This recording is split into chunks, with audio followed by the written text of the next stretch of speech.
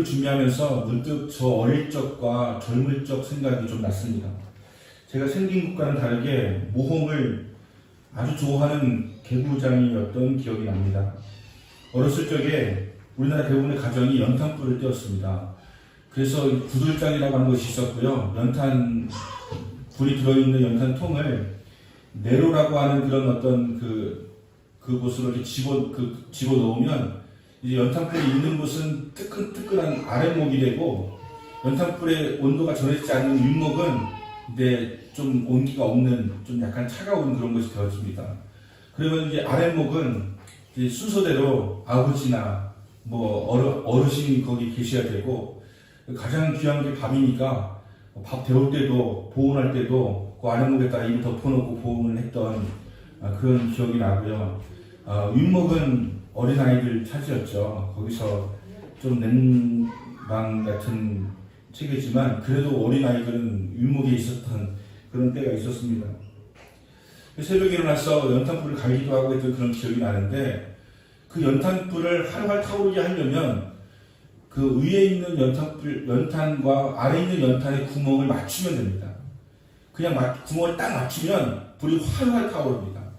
그런데 연탄불에 구멍을 맞추지 않고 이렇게 돌려서 반만 막는다든가 아니면 완전히 막는다든가 그러면, 완전히 막으면 불은 또 꺼질 것이고요. 반만 막으면 반만 타오르게 되어지고 오랫동안 탈 수 있는 장점은 있지만 온도는 떨어지게 되어지는 것이죠.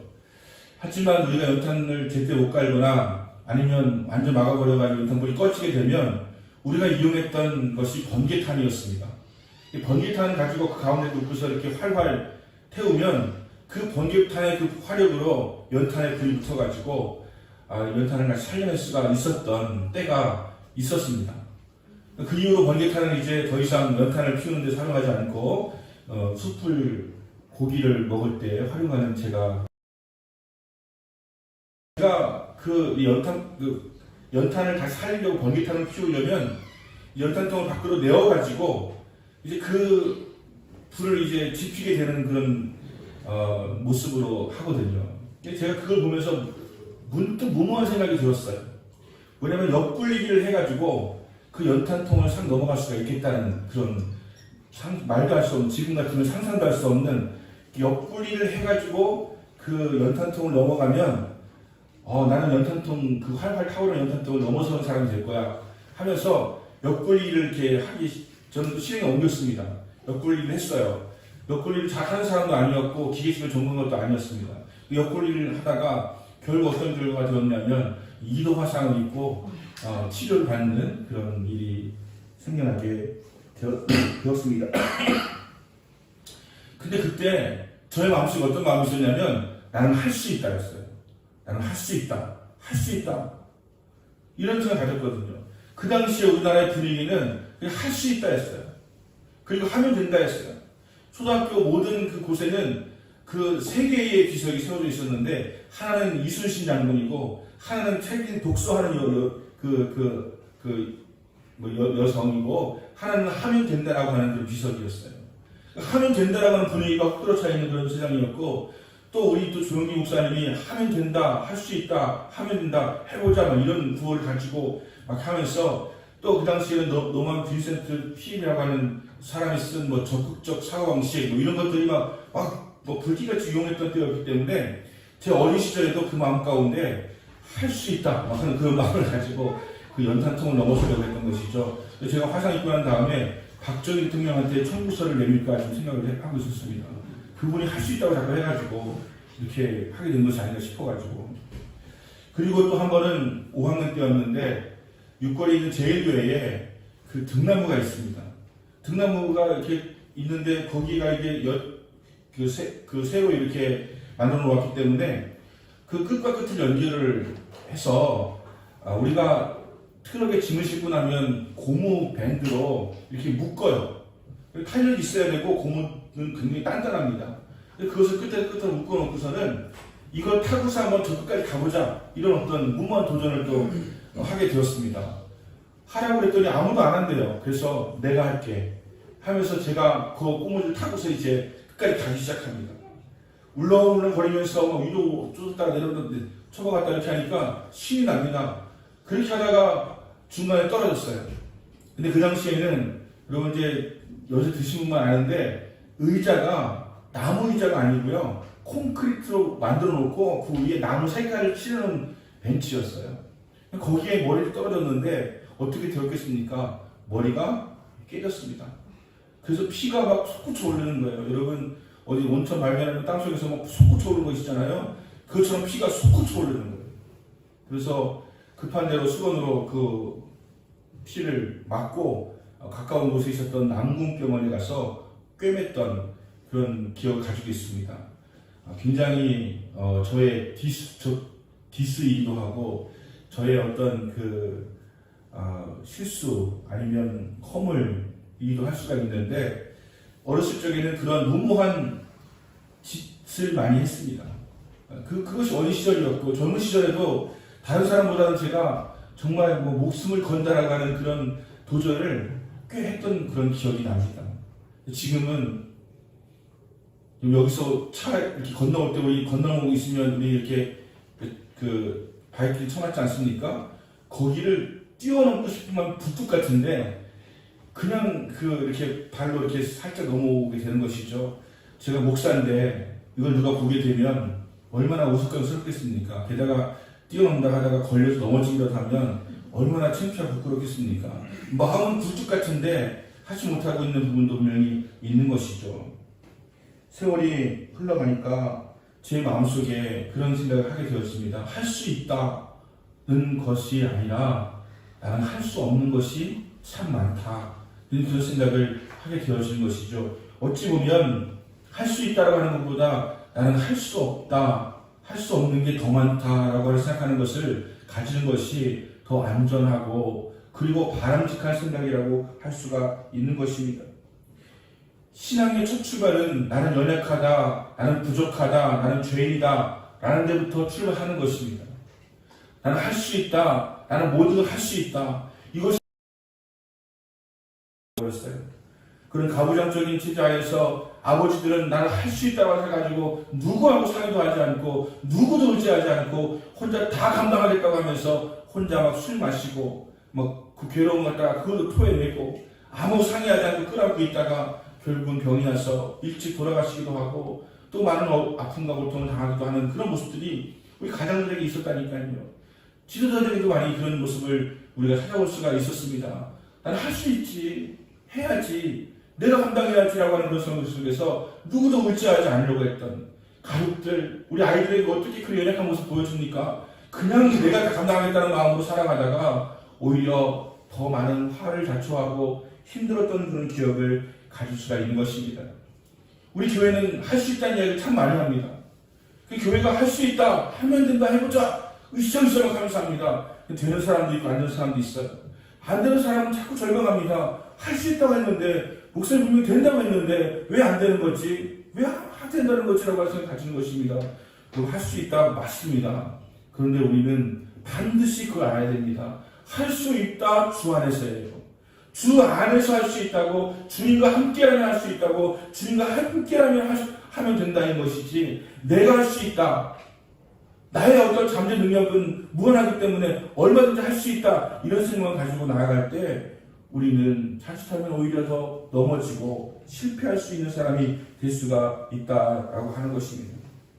저는 때로는 제가 목사가 되었기 때문에 제가 어렸을 적에 들었던 설교들을 짚어보면서 참 잘못 설교를 들었구나라고 하는 생각이 들 때도 참 많이 있어요. 왜냐하면 주례교 설교는 항상 아브라함을 믿음의 조상이라고 이야기하고 이삭의 순종의 이삭이라고 이야기하고 또 야곱의 고난 속에서도 감당했던 그 야곱의 재주를 이야기하고 뭐 모세의 리더십을 이야기하고 이렇게 합니다. 가만히 보면 거기에 하나님의 은혜와 능력은 없어요. 아브라함이 믿음이 좋은 거예요. 이삭이 순종을 잘한 거예요. 그래서 보호받은 거예요. 잘된 거예요.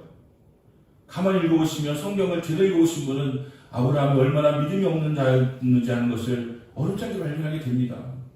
가나 도착하자마자 기분 드니까 아무 묻고 따지지도 않고 그냥 애고 내려버렸습니다. 가서 자기 와이프를 그냥 작아볼까봐 누이라고 속였습니다. 거짓말도 하고요. 의심이 많고 했던 분이 믿음의 조상이라고 하는 아브라함이었습니다. 여러분, 누구의 능력으로 아브라함이 위대한 사람이 된 것입니까? 하나님의 은혜로, 하나님의 능력으로 된 것이지 아브라함의 믿음이 좋아가 된 게 아니란 얘기예요. 하나님은 아브라함 믿음이 좋아질 때까지 기다리셨습니다. 그리고 포기하지 않으셨습니다. 그래서 위대한 믿음의 조상이 된 것이지, 믿음의 조상이니까 우리가 믿음을 가지자, 여러분, 믿음을 가지자라고 제가 아무리 열심히 설교한다, 여러분 믿음 가져주십니까? 제가 막 푸시하면 그냥 다 되는 것입니까? 하나님의 은혜가 있어야 되는 것이잖아요. 하나님의 도우심이 있어야 되는 것이지 않습니까? 그런데 아브라함의 믿음이 중요하고 이삭의 순종이 순종했기 때문에 이삭이 구원받았다라고 하는 쪽에서 하나님이 우선되지 않는 그런 모습을 발견하게 될 때가 많이 있는 것이죠. 주일학교 설교를 들으면서 또 설교하면서 그런 생각을 했던 그런 기억이 납니다. 오늘 설교의 그 본문의 주제는 기드온과 300용사가 300인이 용사인가입니다. 여러분, 기드온과 300인이 용사입니까? 기드온은 용사라고 하는 말을 하나님의 사자가 했어요. 기드온을 보고서는 하나님의 큰 용사여 라고 하는 말을 했어요. 하지만 기드온 자체는 용사와 같은 수준의 삶이 아니었다고 하는 것을 우리는 발견할 수가 있습니다. 그래서 오늘 그 부분에 대해서 말씀을 한번 나누면서 상고해 보길 원합니다. 제가 말씀드리고 싶은 것은 300인 기도를 폄하하려고 하는 것이 아니고, 우리가 더 의지해야 되는 것은 나의 능력, 나의 지혜, 나의 실력, 나의 달란트, 이것이 아니라 하나님의 은혜와 능력을 더 의지하고 더 붙들고 나가야 된다고 하는 말씀을 드리려고 이 말씀을 드리는 것입니다. 나폴레옹이 내 사전은 불가능이 없다라고 하는 말을 했다고 합니다. 나폴레옹에 대해서 워낙 위대한 그 사람이다 보니까 그게 또 미화시킨 부분도 참 많이 있는 것 같아요. 그의 키가 155cm일 거라고 하는 그런 이야기가 있는데, 나중에 그 죽은 그 뼈를 맞춰보니까 167이었대요. 꽤 그래도 그냥 저보단 작지만 그래도 하여튼 그 작은 건 아니지 않습니까? 그 손에 이렇게 그 배, 누가 초상을 그렸는데 이게 배에다가 이렇게 손을 집어넣고 이렇게 그렸어요.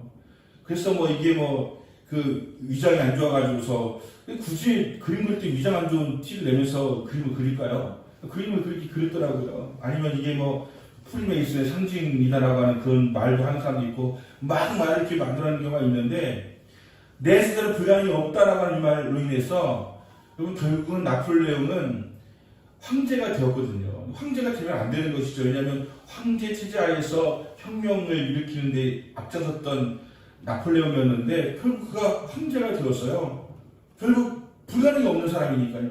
불가능이 없는 것은 사람 중에 없는 거예요. 불가능이 없는 것은 하나님의 영역이고 신의 영역인 것이죠. 결국 나폴레옹은 결국 유럽에서 패권을 차지하고 난 다음에 마음이 하늘까지 높아지니까 스스로 황제라고 칭하고 황제가 됩니다.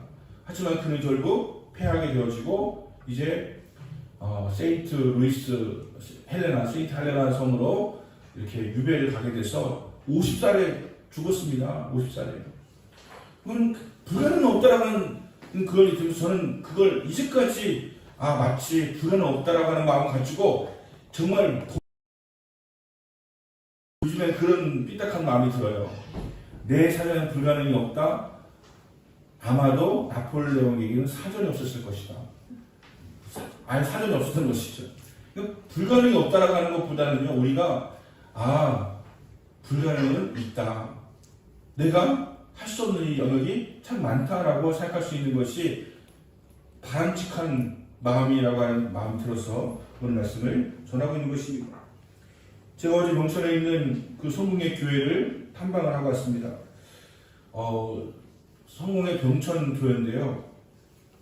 돌아오는 길에 아주 그 충격적인 이야기를 들었습니다. 병천 교회에 대한 이야기도 할 수 있지만, 거기에서 3.1 만세운동을 주동했던 분은 김구웅이라고 하는 분이 주동하셨다고 하는 것을 이렇게 새롭게 알게 되었습니다. 그분이 다 이렇게 모든 것을 계획하고 주도하고 했던 분이었는데, 우리는 그냥 3.1운동하면 유관순 누나만 기억하고 있지 않습니까? 유관순 누나는 주동했던 분이 아니고 앞장섰던 분도 아니고 그냥 뒤에 있던 분이라고 하는 것을 이렇게 그 주민들의 증언을 통해서 이렇게 알게 되었는데, 그 유관순 열사는 이화 학당에서 그 3.1운동을 주도하면서 다 서대문 형무소에 갇혔을 때 그가 고문 기록이라든가 그가 쓴 기록이 남아있잖아요. 유관순 누나는 분명히 훌륭한 그런 분이었던 건 사실인데 우리나라에 그냥 3.1운동 하면 유관순 생각날 정도의 그런 인물은 아니었다라고 하는 것을 조금 이렇게 알게 된 시간이었다라고 하는 것입니다. 그냥 온통 부서시켜 독립선언서를 기록했던 33인으로 다 사라져버리고 3.1절 하면 유관순 누나 생각나는 그렇게 되어 있지 않습니까? 근데 김구웅 선생이라고 하는 분이 이제서야 드러나가지고 그분에 대하여서 이제 뭔가 다시 재조명되는 그런 시간을 그 성공의 동천교회에서 하고 있는 것을 이렇게 알게 되었는데 돌아오는 길에 저랑 같이 동행했던 일행들이 이런 얘기 하는 거예요. 제가 화요일 날 학교에 체크를 설교하는데 우리 학생 딸을 데리고 와서 예배를 드렸거든요. 그 딸이 그 순서지에다가 갑자기 별이 5개를 쓰더래요. 별이 5개.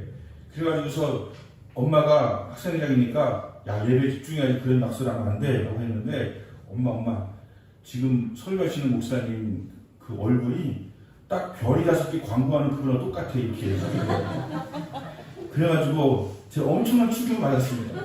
왜냐하면 저는 20년 전만 해도 저는 항상 최수종을 닮았다는 이야기를 들었었거든요. 근데 어느 순간 갑자기 내가 별이 5개 상상도 못했던 분이 저랑 닮았다고 이야기하니까 너무 충격적이었어요. 근데 그 옆에 계셨던 우리 또 그 원우가 자기가 그 별이 5개 광고했던 그분을 잘한다면서 바로 전화를 거는 거 같더라.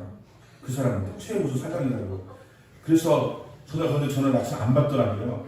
그래서 다음 반드시 같이 두 분이 사진 찍을 수 있도록 하겠다고 막 하면서 해가지고 내가 돌침대를 하나 주면 용서하겠다 이렇게 얘기를 하면서 넘어가긴 했지만 여러분 제 인생이 저는 최수종 닮았다는 이야기를 좀 살아왔는데 갑자기 별 5개가 닮았다고 하는 그런 이야기를 듣게 되니까 마음이 아쉽죠. 저는 이제 받아들이려고 합니다. 하다 보니까 어떻게 하다가 이제 그런 비유 되는 것이구나. 받아들여야지만 편하지 속병 앓고 스트레스 받으면 되겠습니까? 라고 하는 생각을 하게 되어진 것이죠.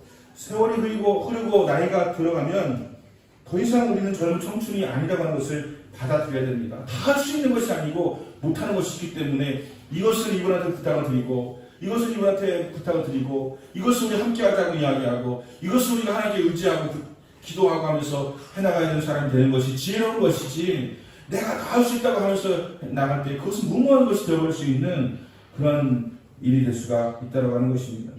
기도하는 용사이니까 하나님께서 그를 큰 용사라고 하셨기 때문에 용사인 것은 맞죠.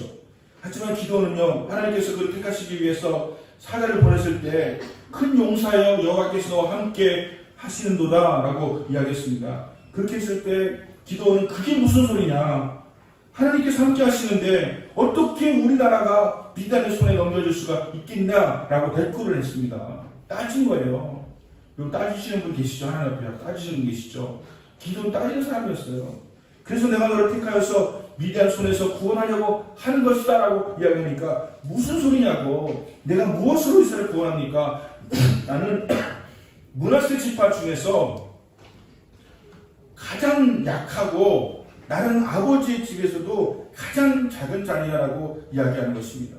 여러분 그냥 이 므낫세 지파라고 하는 것이 어떤 의미냐라고 하면 이스라엘 주요 지파는 그 유다 지파가 주요 지파 아닙니까? 므낫세 지파는 그렇게 탁월한 지파가 아니에요. 대단한 가문이 아니라는 이야기입니다. 그 중에서도 자기는 작은 자다라고 하는 것을 이야기하고 있는 것입니다. 하나님이 그냥 말씀하시면 순종하면 되지, 그게 용사지, 뭘 자꾸 따지는 거예요. 나는 므낫세 지파 중에서 가장 작은 자라고 하는, 그렇게 하면서 나는 못합니다라고 하는 것입니다. 말도 많고 핑계도 많고. 제가 아침에 이 목이 아파가지고 이렇게 스프레이 뿌리는 거 사오라고 했거든요. 그래서 그걸 뿌렸더니 설교 전반부에 아무타로 설교를 했는데 후반부에 지금 이 목이 간질간질해가지고 기침이 나오는데 서연이가 가서 그 스프레이 갖고 오세요. 한번 뿌려서 하는 게 좋겠다는 생각이 들어요. 자, 그리고 말도 많고 변명도 많고 핑계도 많고 자신감도 없는 그 기도원의 모습을 보게 되는 것입니다. 이게 용사의 모습입니까? 결국은 하나님께서 내가 너를 택하였다, 내가 너를 구원으로 삼았다, 내가 너와 함께할 것이다 라고 막 이렇게 막 해주시니까 겨우 기도원이 시험을 합니다. 시험을. 정말 하나님께서 나와 함께 하시는지 내가 시험을 하길 원합니다 라고 하니까 이제 그 큰 바위에다가, 여러분 세상 최초로 설교 시간에 이상한 뿌리는 것을 이렇게 보게 될 것 같습니다.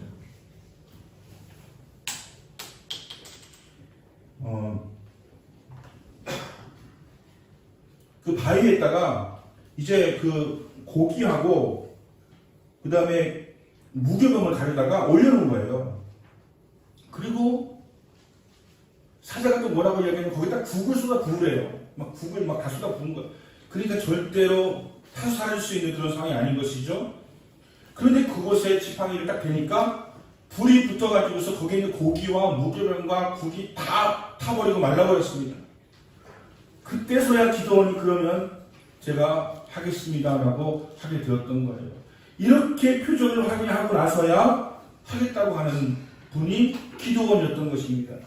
300명을 선발하는 과정은 더욱더 분명하게 그들이 얼마나 용사가 아닌지에 대해서 이야기하고 있습니다. 1절을 보면 여룻바알이 하는 기도원과 그를 쫓는 모든 백성이 일찍 일어나서 하룻샘 곁에 진치고 미디안지는 북편에 있고 모래산 골짜기가 있더라. 여기에 이제 모든 이스라엘 백성들이 모인 거예요. 이제 우리가 군사를 모집하니까 다 모여라 그러니까 모인 거예요. 엄청나게 모였습니다.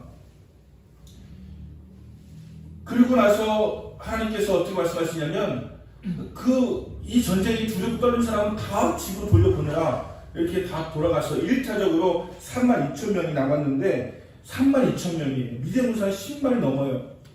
안 되지 않습니까? 그런데 하나님께서 32,000 중에서도 하나님 두렵고 걱정되는 사람이 있으면 다 가라고 말씀하십니다. 근데 뭐라고 말씀하시면서 그렇게 말씀하시냐면 너희가 스스로 자랑하기를 내가 이겼다 할까 함이라 말씀하시는 거예요. 32,000명 갖고 싸우면 좀 전력적으로 약간 딸리긴 하지만 그래도 숫자가 많아가지고 이겼다라고 할까봐 하나님께서 그들을 돌려보내라고 말씀을 하셨다고 하는 것입니다. 다 돌아갔어요. 또 10,000명이 남았습니다. 10,000명 남았는데 하나님께서 그것도 많다라고 하면서 10,000명으로 싸워도 너희가 싸워서 이겼다라고 할까 하셔서 이제 10,000명 중에서 테스트를 해가지고 뽑겠다고 하시는 거예요. 물가에 다 풀어놓고서는 어떻게 물을 마시는가를 선별하겠다는 것입니다. 그래서 어떻게 선별하냐, 300명은 그냥 고기 쳐받고 개처럼 핥아서 물을 마셨어요. 개처럼 핥아서. 가장 그 기본이 안 된 사람들의 모습인 것이죠. 그렇지 않습니까? 지금 적군과 전쟁을 하려고 하는 사람 뽑는데 경계도 하지 않고 그냥 엎어져 물 다 내려 던져 놓고서 그냥 밥에 엎드려가지고서 개처럼 물을 핥아 먹는 사람 300명이고 나머지 9,700명은 이제 무릎을 세우고 이렇게 물 떠가지고 이렇게 마시는 거예요. 기본이 된 사람들인 것이죠. 그럼 누구 뽑아야 됩니까? 우리 면접하면 누구 뽑아야 됩니까? 그렇게 기본이 된 사람 무릎 꿇고 이렇게 한 웅초가지고 이렇게 먹는 사람 뽑아야 되는 거 아니겠습니까? 그런데 하나님께서는 개처럼 한 300명 뽑으라고 말씀하고 있는 거예요. 가장 기본도 안 돼 있고 가장 그 훈련도 안 돼 있는 그런 300명을 뽑으라고 말씀을 하시는 것입니다. 그런데 우리 설교할 때 300명이 마치 공수부대원들 뽑은 것처럼 해병대 뽑은 것처럼 그렇게 이야기해요. 300명이 공수부대고 해병대라면 10만 명도 대적할 수가 있을지 모르죠. 하지만 300명은 해병대가 아니고 공수부대원도 아니고 그냥 물을 마실 때 개처럼 핥아먹는 수준 떨어지는 그런 사람들이었다니까요. 하나님께서 그 사람들을 뽑으셔가지고 하나님의 일을 행하셨다라고 하는 것입니다. 그들이 한 것은 아무것도 없어 싸우지도 않았어요. 그냥 항아리에 횃불을 숨겨가지고요. 항아리 깨트리면서 소리를 질렀던 것이죠. 여호와의 칼이요 기도원의 칼이요 이거밖에 없어요. 소리 지르니까 목청도 안 나가. 그냥 소리 지르니까 그냥 이거 미디어 분사들 서로 자기네끼리 막 엄청난 분단이나 보다 하면서 막 싸우고 막 이렇게 막 해가지고 자기네끼리 치고받고 싸워가면서 멸망했다라고 하는 것을 성경 기록했지 않습니까? 여러분 아시겠습니까? 기드온과 300용사가 아닙니다. 기드온과 300용사라고 하면 오해하게 됩니다. 기드온과 300용사가 위대해서 이긴 것처럼 오해하게 됩니다. 누가 위대한 것입니까? 하나님이 위대한 것이죠. 하나님이 그리고 함께 하셔서 그들로 하여금 이기게 하신 것이고, 너무 많으니까 그 인원을 줄여가지고 내가 인원을 줄이는 이유는 그들이 싸워서 내가 싸워서 이겼다라고 할까 함이라고 말씀하시는 것이에요. 여러분 요즘에 나는 왜 이렇게 무기력할까? 왜 이렇게 난 무능할까? 왜 하는 것마다 안 될까? 부족할까? 실수할까? 넘어질까? 하시는 분들 계십니까? 여러분 그런 완벽주의에 빠지지 마세요. 우리는 무엇인지 할 수 있는 사람이 아니고요. 우리는 불가능한 게 많은 사람들이에요. 오히려 그렇기 때문에 우리 하나님을 믿게 되어진 것이고 하나님을 의지하게 되어진 것이죠. 나이가 들면 많은 것이 바뀝니다. 많이 바뀌지 않습니까? 젊었을 때는 음료수 좋아하다가 나이 들면 물이 좋아요. 그냥 그게 바뀌더라고요. 전에는 그냥 라면이 좋아하던 국수가 좋아지고요. 그전에는 이렇게 그 화려하고 이렇게 좋아하는데 이제 그냥 몸에 좋은 게 그렇게 좋아지는 그런 나이 바뀌어요. 무한도전 절대 하지 않습니다. 목숨이 2개도 아닌데 어떻게 무한도전을 하겠습니까? 우리는 우리의 한계와 우리의 부족함과 연약함과 무능함을 발견하는 것이 신앙의 첫걸음입니다. 하나님을 의지하기 시작해야 돼요. 그래서 기도하라는 거예요. 하나님께 너는 연약하고 부족한 인생이다. 그러니까 네가 나를 의지해라. 네가 나를 의지하면 너는 살 것이다. 나의 경영을 하나님께 맡기라. 그러면 그가 이루실 것이다. 말씀하시는 것은 하나님께서 너의 부족한 연약함을 보완해 주시는 정도가 아니라 오히려 그것을 크고 위대하게 만들어 줄 수 있기 때문에 하나님을 의지하라고 말씀하고 있는 것입니다. 하나님을 의지하셔야 돼요. 아브라함의 하나님, 이삭의 하나님, 야곱의 하나님이 나의 하나님이다라고 고백할 수가 있어야 되는 거예요. 아브라함처럼 되려고 하지 마세요. 아브라함처럼 될 수가 없습니다. 중요한 것은 그 아브라함의 하나님이 나의 하나님이 되시면 아브라함의 하나님 아니라 김초룡의 하나님으로 위대한 인생을 살아갈 수 있도록 만들어 주실 것이다라고 하는 것입니다. 하나님 뽑으실 때 수준 이하의 사람을 뽑으셨습니다. 왜일까요? 하나님의 능력으로 이기라고 하는 것입니다. 여러분 신앙생활은 다른 게 아니에요. 하나님의 은혜로 승리하는 것이 신앙생활이에요. 내 힘으로 잘 하길 원하는 사람들은 신앙생활 하기 어렵죠. 신앙생활 안 하죠. 내가 힘이 있으니까, 내가 능력이 있으니까.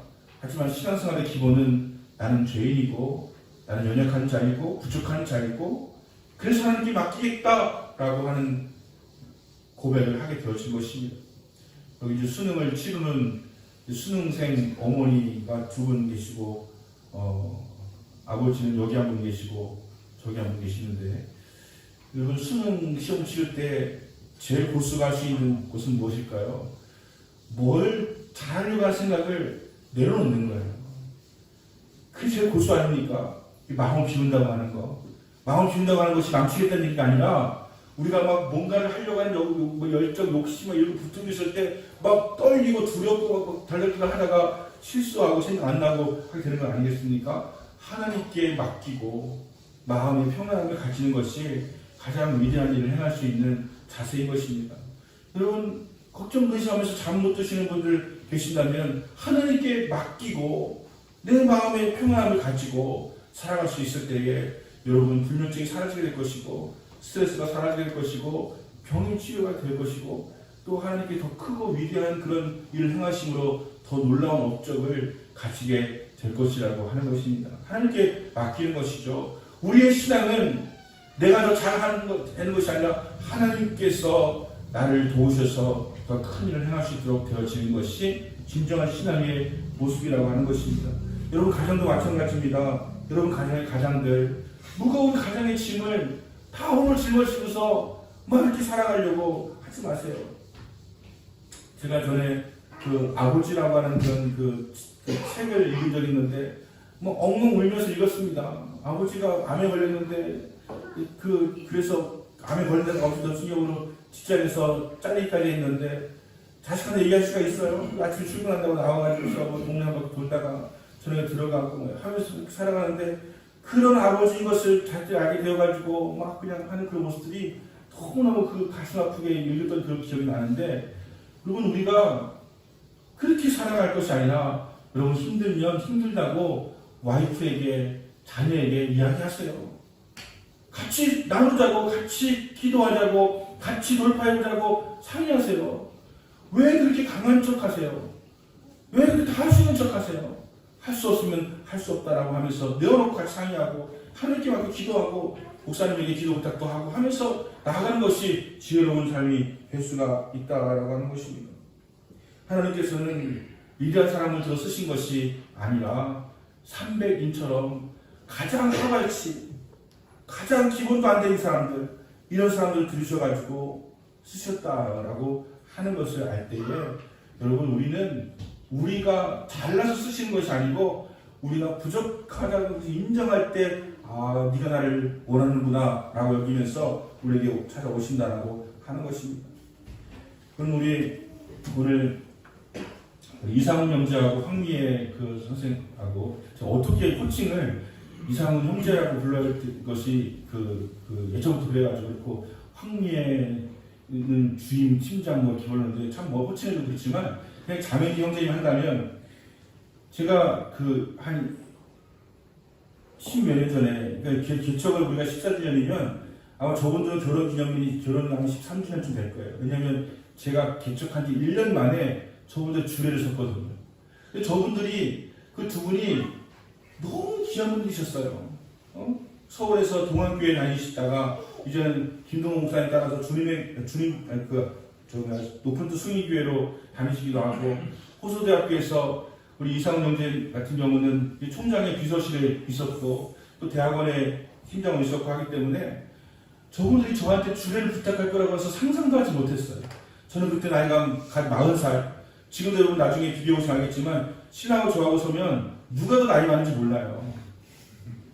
그런 가운데 주례를 이렇게 서가지고 할 때 얼마나 두렵고 떨리는 마음이 있었겠습니까? 거기에는 막 지고지순한 교수님들 그리고 아주 그런 분들 많으셔가지고 얼마든지 김동호 목사님이나 김영준 목사님이나 아니면 총장님에게 주례 부탁할 수 있는데도 저한테 찾아와가지고서 주례를 부탁할 때 너무너무 정말 감사하게 됐지만 두려운 마음도 있었던 그런 기억이 납니다. 근데 지금 제가 이분들을 보면서 대한민국에서 이분들처럼 행복한 가정이 있을까, 이분들처럼 잘 사시는 분들이 있을까 싶은 그런 마음이 들어서 얼마나 자랑스러운지 몰라요. 우리 자녀가 신이, 도, 학형, 강 4명이에요. 근데 이 아이들이 엄마 아빠가 너무 잘해주고 계신 것 같아요. 같이 라이딩하고 같이 여행하고 하는데 너무 귀해요. 너무 아름다워요. 저는 그래서 제 인생에 아주 중요한 스펙 가운데 한 가지가 저 두 분 제가 주례한 거예요. 주례가 5년 전부터 끊겼어요. 자꾸 이렇게 주례 서달라고 하시는 분도 없어지고, 교회가 이제 지금 내가 주례에서 후보들은 지금 몇 분 계시는데 제가 내년에 꼭 주례에 설 수 있도록 해주시기를 부탁드리겠습니다. 이쪽에 계신 분들 중에서 그런 마음이 좀 너무 감사해요. 근데 우리 황미애 자매님하고 미국에 있는 호소대학교 프로그램으로 미국에 있는 이머징 처치하고 동부에 있는 대학을 방문하는 그런 프로그램이 있었어요. 동부에 있는 아이비리그 대학교, 하버드라든가 이런 콜롬비아, 뉴욕 대학교 이런 데를 방문하는 것이 있었고 교회를 가는 것이 있었는데, 워싱턴 DC에 지하철역에서 목회를 하시는 분이 계셨는데 마크 베터슨이라는 목사님이 계셨어요. 이분은 나이가 저랑 동갑인데 청바지에 입고 흰 티셔츠 입고 설교를 나오시는데 찬양 인도자는 그냥 굿모닝이라고 이야기. 이분도 굿모닝 인사를 해요. 굿모닝 해요. 찬양하는데 찬양이 너무 노래스러운 거 있죠. 멘트 같은 거 있는 것도 아닌데 그냥 힐송 찬양으로 찬양하는데 그렇게 노래스러워요. 근데 여러분 한 가지 존재는 뭐냐면 한국말이 하나도 없어요. 다 영어로만 하시는 거예요. 근데 힐송은 아주 단순하고 보편적인 단어만 사용해서 이게 찬양이 주어지기 때문에 은혜스럽게 또 아는 찬양을 불렀어요. 마크 웨터스 목사님 이제 올라오셔가지고 설교하세요. 청바지 길고 있고 다리도 기시고 피도 크시고 아주 온화한 모습으로 이렇게 설교하시는데 그분이 설교하시는데 얼마나 은혜가 되는지 몰라요. 미국말로 영어로 하시는데 한마디도 못 알아들었지만 너무 그 설교를 잘하시는 거예요. 근데 참 감사하게도 우리 현미의 우리 자매님께서 끝나간 다음에 어떤 설교였는지에 대해서 약간의 설명을 해주셨어요. 마크 웨터스 목사님 설교는 그거예요. 바울이 예수를 믿고 나서 변화되었어. 결코 행복한 삶을 산 것이 아니었다. 삶을 산 것이 아니었다. 그는 고난이 있었고 고통이 있었고 어려움이 있었지만 주님이 함께 하심으로 마침내 승리한 바울이 되었다라고 하는 것을 설교했다라고 하는 것이 저는 못 알아들었는데 그래서 은혜가 되었어요. 그리고 마크 웨터스 목사님의 책을 사서 한국말로 번역된 책도 사서 읽기도 하고 그렇게 했는데 여러분 너무 귀하지 않습니까? 바울이 예수 믿고 나서 부자가 된 게 아니고요. 바울이 예수 믿고 나서 더 잘 풀린 게 아니고요. 바울이 예수 믿고 나서 온갖 힘듦이 더 많이 생겼습니다. 하지만 그는 더 밝은 모습으로 더 위대한 사역자로 주님과 함께 승리하는 삶을 마침내 살아내게 되었다. 그것은 그의 능력이 아니라 하나님께서 함께 하셨기 때문에 하나님께서 그에게 능력을 주셨기 때문에 감당할 수가 있었다라고 하는 것입니다. 여러분 우리 연약함을 바라보시고 우리의 부족함을 채우시는 주님 신앙을 가지게 되기 바랍니다. 내가 할 수 있다고 하는 그런 것이 아니라 하나님 알고 보니까 제가 할 수 없는 게 참 많네요 하면서 하나님께 기도하기 시작해야 돼요. 왜 기도의 자리에 안 나오세요? 기도하셔야죠.